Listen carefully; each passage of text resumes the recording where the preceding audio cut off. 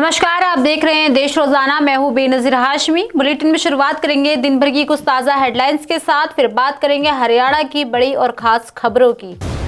लोकसभा में बुधवार को वक्फ संशोधन बिल पर चर्चा के दौरान समाजवादी पार्टी के प्रमुख अखिलेश यादव ने भाजपा अध्यक्ष के चुनाव में हो रही देरी पर कसा तंज। कहा, भाजपा में एक मुकाबला चल रहा है कि कौन बड़ा है। जो पार्टी ये कहती हो कि वह दुनिया की सबसे बड़ी पार्टी है, वह ये नहीं तय कर पा रही कि पार्टी का राष्ट्रीय अध्यक्ष कौन होगा। जम्मू कश्मीर में एलओसी पर सेना ने 4-5 पाकिस्तानी घुसपैठियों को मार गिराया। हालांकि इसे लेकर सेना का आधिकारिक बयान नहीं आया। घटना मंगलवार शाम को पुंछ में एलओसी पर कृष्णा घाटी सेक्टर के फॉरवर्ड एरिया में हुआ। आरजेडी सुप्रीमो लालू यादव की तबीयत बीते 2 दिनों से बिगड़ी। हॉस्पिटल पहुंचे लालू के डॉक्टर्स के चेकअप के बाद दिल्ली रवाना होने की जानकारी। गुजरात में एक पटाखा फैक्ट्री का बॉयलर फटने से मृत 10 मजदूरों के शव आज मध्य प्रदेश लाए जा रहे। धमाका इतना भीषण था कि कई मजदूरों के शरीर के अंग 50 मीटर दूर तक बिखरे। फैक्ट्री के पीछे खेत में भी कुछ मानव अंग मिले। वहीं गृह मंत्री अमित शाह के बस्तर दौरे से पहले ही नक्सली केंद्र और राज्य सरकार से शांति वार्ता करने के लिए तैयार।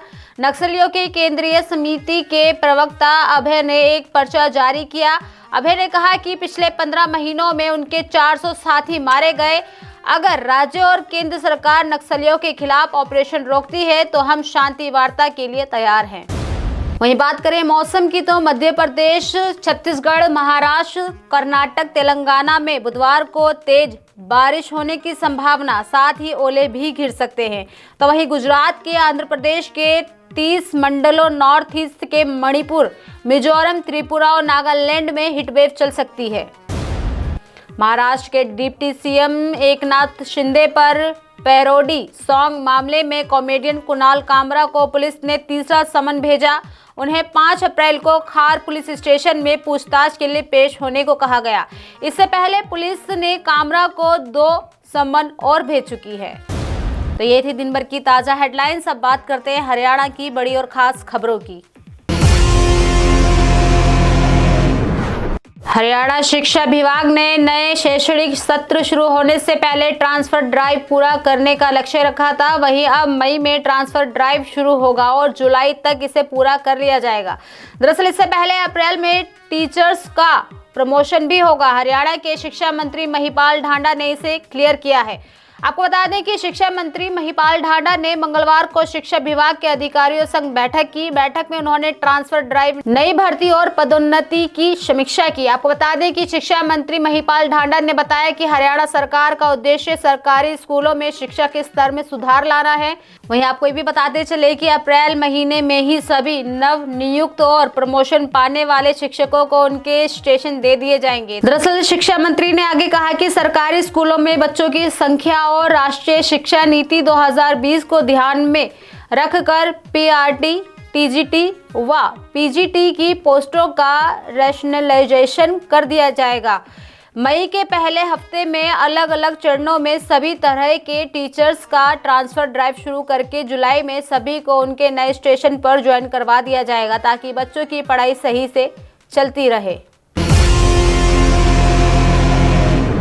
वहीं केंद्रीय ऊर्जा मंत्रालय ने किसानों के लिए बड़ा फैसला लिया है। दरअसल फरीदाबाद में केंद्रीय विद्युत प्राधिकरण के अध्यक्ष घनश्याम प्रसाद ने इसकी जानकारी दी है। अब जिन खेतों या जमीन से बिजली की लाइन गुजरेगी, उन जमीन मालिकों को मार्केट रेट पर मुआवजा मिलेगा।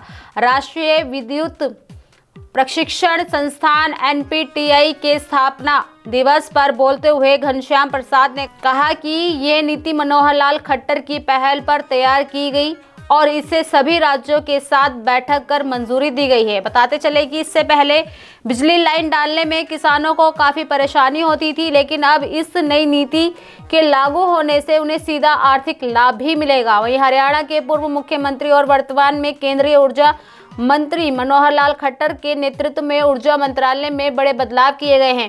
यह बदलाव किसानों और भूमि मालिकों के लिए राहत भरा साबित होगा। हरियाणा के गुरुग्राम जिले के सोहना में अखिल भारतीय हिंदू महासभा के हरियाणा प्रदेश अध्यक्ष सतीश रावत ने एक विवादित बयान दिया है। दरअसल उन्होंने कहा कि जो भी रोहिंग्या का पता बताएगा उसे महासभा की ओर से 2100 रुपये दिए जाएंगे। वहीं साथ ही उनकी पहचान गोपनीय रखी जाएगी। महासभा की बैठक में कार्यकर्ताओं को संबोधित करते हुए रावत ने कहा कि हर हिंदू परिवार के पास हथियार होना चाहिए। उन्होंने हरियाणा के मुख्यमंत्री से भी आर्म्स लाइसेंस देने की मांग की है। रावत ने रोहिंग्या विस्थापितों के खिलाफ अभियान चलाने की घोषणा की। उन्होंने कहा कि न केवल हरियाणा बल्कि पूरे देश से रोहिंग्या को बाहर किया जाना चाहिए। इस कार्य के लिए जल्द ही एक विशेष कमेटी का गठन किया जाएगा। वहीं हरियाणा में ट्रेन से सफर करने वालों के लिए खुशखबरी है। दरअसल रेवाड़ी से मुंबई और गुजरात की ओर जाने वाले यात्रियों के लिए रेलवे ने 2 स्पेशल ट्रेनें चलाई हैं, जिसकी सेवा करीब 1 माह तक यात्रियों को मिलेगी। बता दें कि ये दोनों ही ट्रेन सप्ताह में 2 दिन दिल्ली मुंबई के बीच चक्कर लगाएंगी। रेलवे ने गर्मियों की छुट्टियों के चलते ये फैसला लिया है।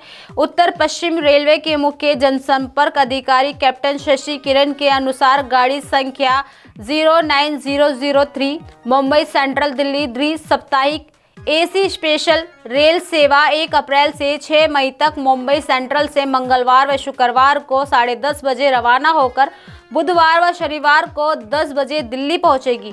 बताते चले कि इसी प्रकार गाड़ी संख्या 09004 दिल्ली मुंबई सेंट्रल द्वि-साप्ताहिक एसी स्पेशल रेल सेवा 2 अप्रैल से 7 मई तक दिल्ली से बुधवार व शनिवार को 1:05 पर रवाना होकर वीरवार व रविवार को 1:30 बजे मुंबई सेंट्रल पहुंचेगी। वहीं गुरुग्राम में 6 अप्रैल को भारतीय जनता पार्टी का स्थापना दिवस उत्सव के तौर पर मनाया जाएगा।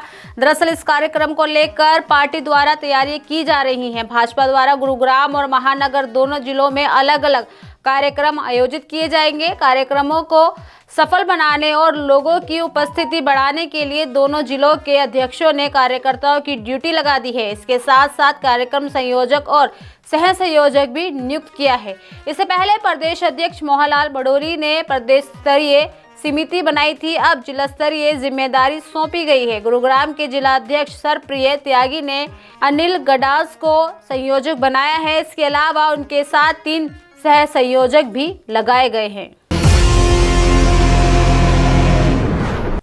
तो ये थी दिन भर की ताज़ा सुर्खियों के साथ हरियाणा की बड़ी और खास खबरें। कल फिर होगी मुलाकात ऐसी ही खास खबरों के साथ। तब तक के लिए बने रहिए हमारे साथ और देखते रहिए देश रोजाना। नमस्कार। हमारे साथ जुड़े रहने के लिए सब्सक्राइब करें देश रोजाना के YouTube चैनल को और नई वीडियो की नोटिफिकेशन पाने के लिए बेल आइकन जरूर दबाएं। अगर आप ये वीडियो Facebook या Instagram पर देख रहे हैं तो पेज को लाइक और फॉलो जरूर करें और ज्यादा से ज्यादा शेयर करें।